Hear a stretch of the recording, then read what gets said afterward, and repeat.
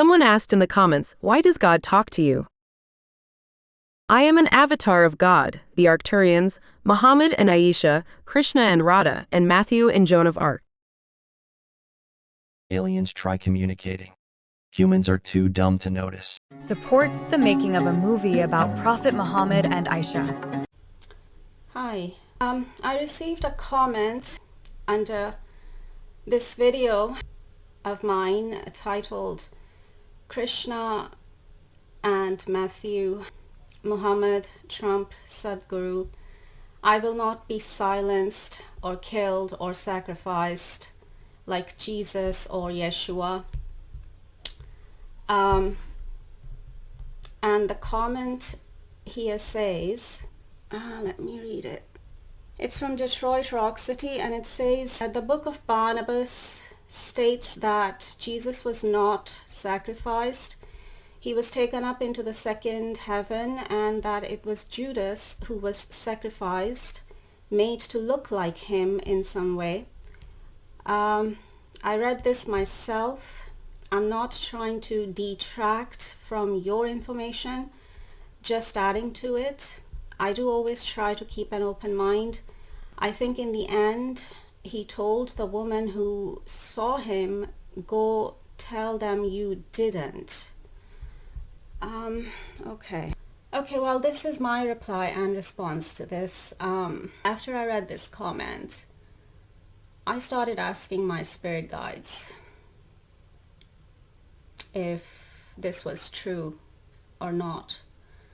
And the first time,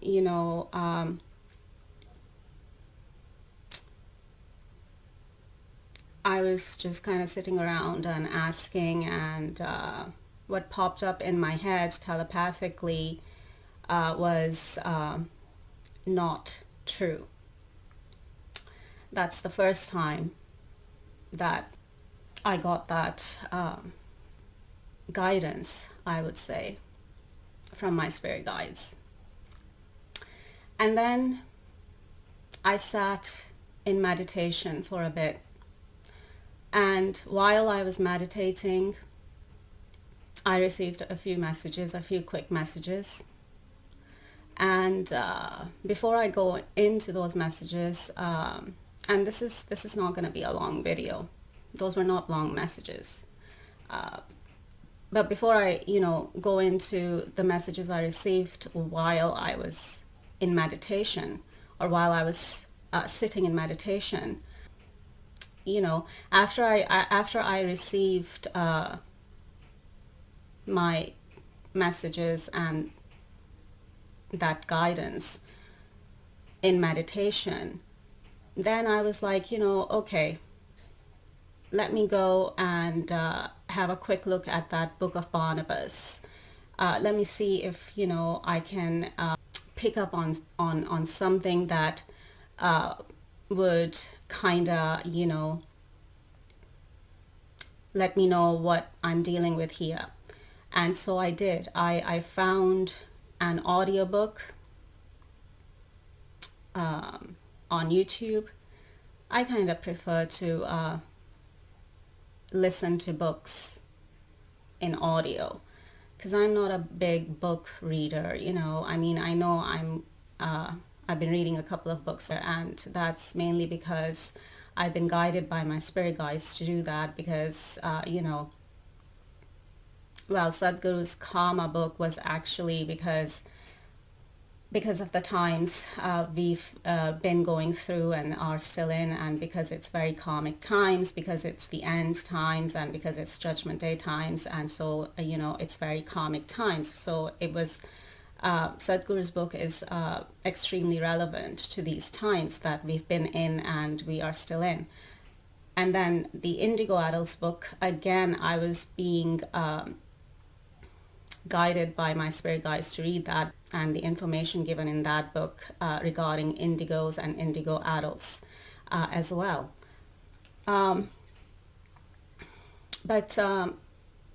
So I looked up the book of Barnabas on YouTube and audio of it, and I started listening to it, and 20 minutes in, I heard something that was like a big red flag to me. And at that point, I was like, okay, you know what? I've heard enough. Like, I've already heard enough. Because, where the book says that Jesus or Yeshua was being asked to sacrifice a lamb, meaning to perform an animal sacrifice like Abraham. Abraham, who is Abraham for Jews and Christians, and he is Ibrahim for Muslims. And obviously Jesus is, Yeshua for Jews, Jesus for Christians, and he is Isa for Muslims. So where the book says that, Jesus or Yeshua or Isa was being asked to perform an animal sacrifice to God, and to sacrifice a lamb, and that was like the last straw for me, or that was like the final nail in the coffin for me, because that was a big red flag for me, because that's exactly why I was checking out the book, because I wanted to see if I could pick up on any red flags, and I did. Like, just 20 minutes in, or kind of in the beginning of the book, where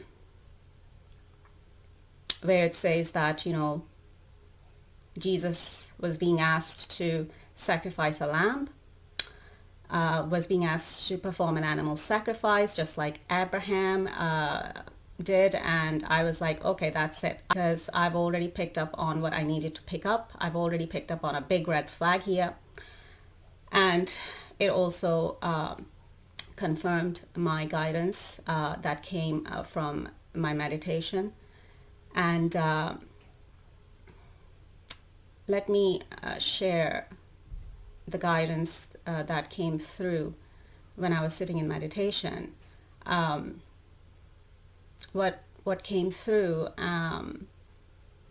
was, first, it was the same message: not true. Then the message came through, false prophet. And then what popped up in my head telepathically was inverted truth. And then the name Beelzebub popped up in my head telepathically.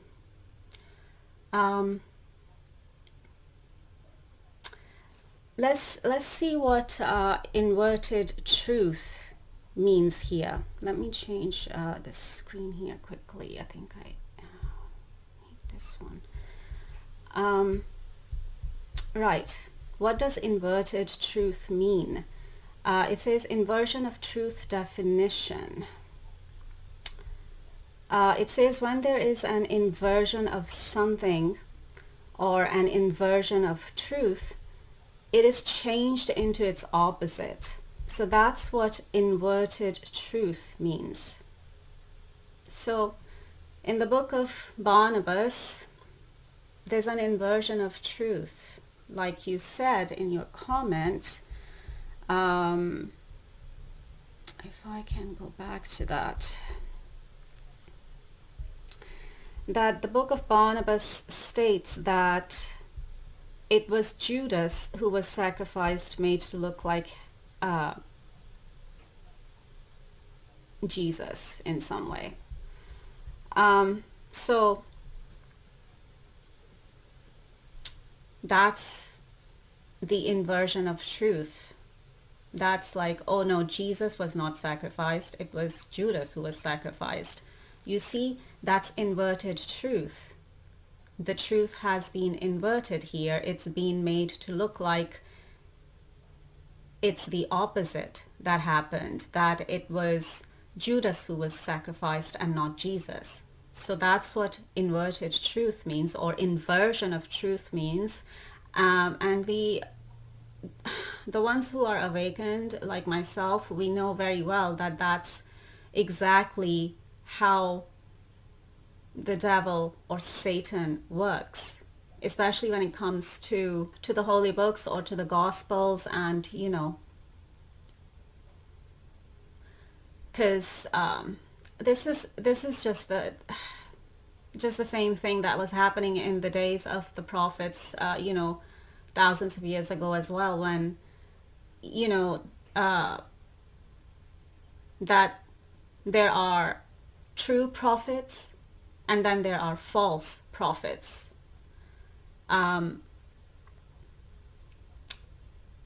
there are true prophets of God, the God of light, and then there are false prophets who are of the devil, of Satan, of darkness, and who work with and for the devil, and they bring their messages from the devil and from demons and from fallen angels, instead of what we know as God, or the light. And when I quickly looked up Beelzebub, let's go and have a quick look at Beelzebub. It says here, Beelzebub or Beelzebul is a name derived from a Philistine god formerly worshipped in Ekron and later adopted by some Abrahamic religions, which would be Judaism, Christianity, and Islam, as a major demon. The name Beelzebub is associated with the Canaanite god Baal. In theological sources, predominantly Christian, Beelzebub is another name for Satan. Now, it's saying here the name Beelzebub is associated with the Canaanite god Baal. Now, there is a mention of Baal in the Bible. There is a mention of Baal and Baal worship in the Bible. And when I was quickly looking up Beelzebub, I also read that Beelzebub and of course Baal, if this is the same entity or the same fallen angel, because as I said, when I quickly looked it up, it said that it's a fallen angel, that it was an angel who turned dark, an angel who turned demon. So, Beelzebub is a fallen angel, is one of the fallen angels. And now we know him as a demon, because, that's another description of fallen angels. They've turned dark. So now we call them demons. So when I was doing a quick Google search on Beelzebub, I read that he's connected to sacrifices, and that he was invoked to clear away the flies from the place of sacrifices or animal sacrifices, and bloodshed, or obviously where blood was shed from the sacrifice or animal sacrifice. And he's also known as Lord of the Flies and or flying insects, but mainly he's known as the Lord of the Flies. And the question that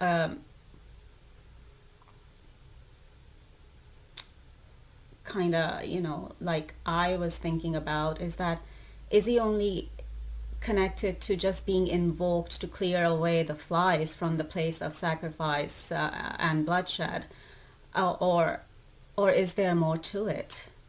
Like, is he connected to the sacrifice or animal sacrifice itself? In the book, it's asking that, or it's saying that Jesus was asked to perform an animal sacrifice too, like Abraham. So anyway, I don't know the details, but I don't need to, because as I said, I as far as I'm concerned, the personal guidance that I've received from my spirit guides about this is enough for me. And also, yeah, just reading that bit about God asking Jesus to sacrifice a lamb and perform animal sacrifice like Abraham in the book of Barnabas, like that was enough for me to know that this is not the God of light. This is, some people would call the devil or Satan the God of darkness because, the term devil worship is there for a reason, because these are people who worship the devil and not God. These are people who worship the devil or darkness and not God or the light. Or the God of light. So, and I've said this, as I said, I've said this in my previous Quran Bible videos, that, when it comes to animal sacrifice, I was even questioning the incident with Abraham.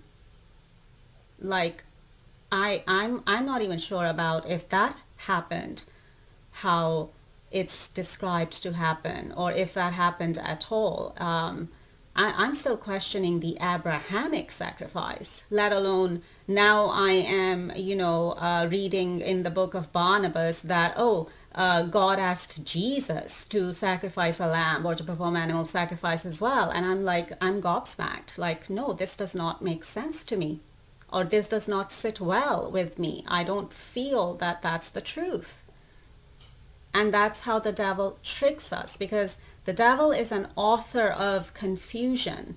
And that's how the devil confuses us. And that's how the devil tricks us, by inverting the truth, and also by mixing the truth with lies, or mixing lies with the truth. And so, we will be forever confused. And then you end up confused. And that's exactly what the devil wants. The devil wants you to be confused, because that's the trick of the devil. Because the devil is an author of confusion, and that's how the devil tricks us. What I know is that any kind of human sacrifice and animal sacrifice has not come from God, has not come from the light.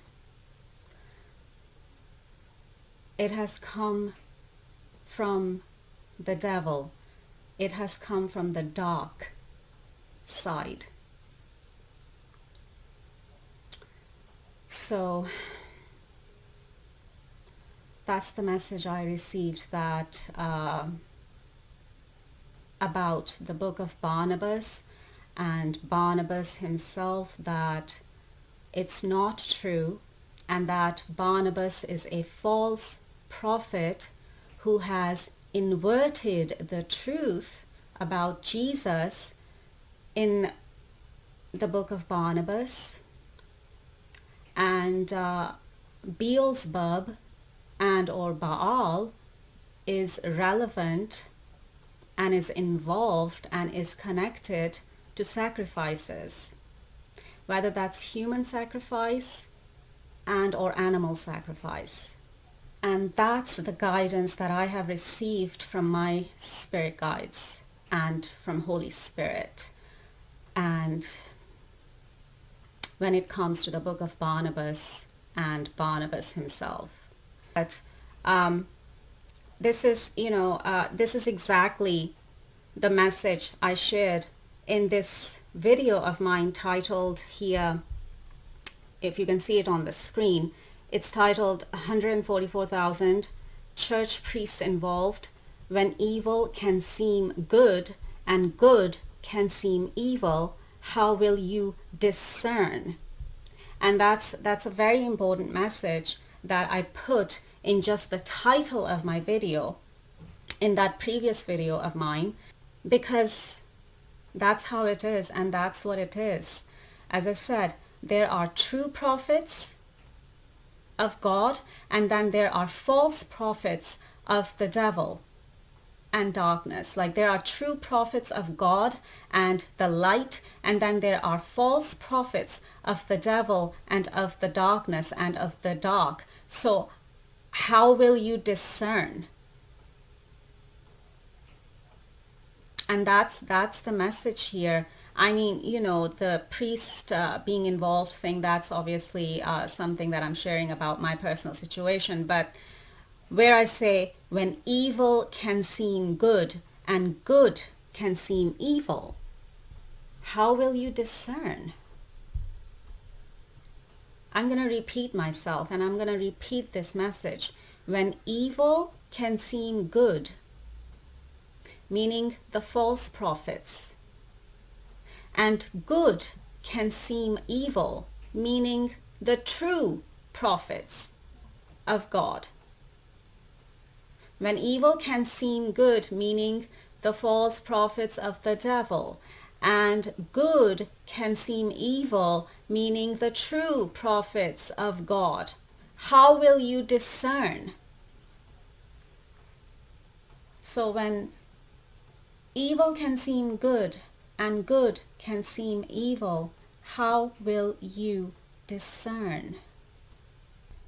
I'm going to leave it there. Take care.